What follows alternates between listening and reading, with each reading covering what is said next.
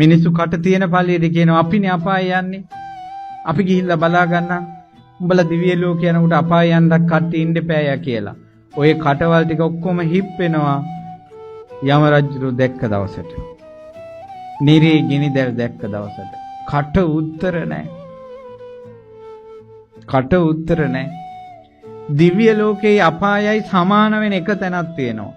ඒ තමයි චාතුම් මහරජික දිව්‍ය ලෝකයේ සම්පූර්ණ ආයුෂ සමානයි සංජීව අපායේ එක දවසකට. තව්තිසාවේ සියලු ආයුෂ සමානයි කාලසූත්‍ර අපායේ එක දවසකට. මේක මහා භයානක දෙයක්. මේකින් ගැලවෙන්න නම් බුදුරජාණන් වහන්සේට විරුද්ධ නොවෙන්න ඕන. ධර්මයට විරුද්ධ නොවෙන්න ඕන. සංඝ රත්නයට විරුද්ධ නොවෙන්න ඕන.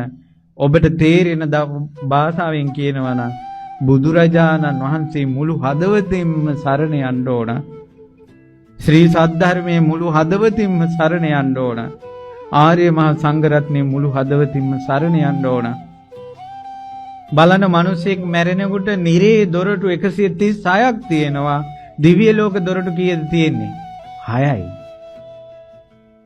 ඒ නිසා මේ නිරේවල් 136කම ඉන්නේ එක්කෝ බුදුරජාන් වහන්සේට ගරහපු, ධර්මයට ගරහපු, සංඝයාට ගරහපු, දෙමව්පියන්ට අඩන්තේට්ටම් කරපු, වැඩිහිටියන්ට අඩන්තේට්ටම් කරපු, සෑයට බෝධියට අගෞරව කරපු, ප්‍රාණඝාත සොරකම කරලා ඒන් නැගී හිටියේ නැති අය, වැරදි කාමසේවනය කළා ඒන් නැගී හිටියේ නැති අය, බොරු කියලා ඒන් නැගී හිටියේ නැති අය, ඒ වැරදි හදාගත්තේ නැති දස අකුසල් කරපු අයගෙන් තමයි නිරේ පිරෙන්නේ.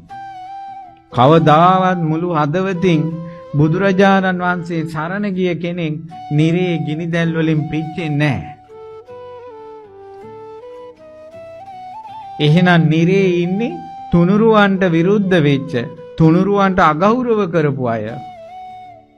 මක් නිසාද යත් පින්වතුනි ගෞතම බුද්ධ ශාසනය නැති වෙන දවසක් එනවා. ඒට මගහසර හැදෙනවා.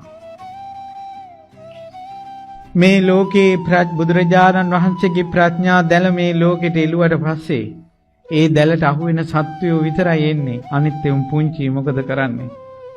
ඒ වගේ මෛත්‍රී බුද්ධ ශාසනයක හරි සසර දුකෙන් නිදහස් වෙනවා නම් යම් කෙනෙක් ඒ ඇත්තන්ට ගැලවෙන්නයි මේ ගෞතම බුදුරජාණන් වහන්සේගේ බුද්ධ ශාසනය මේ යුගයේ මේ බණ ටික ඇහෙන්නේ.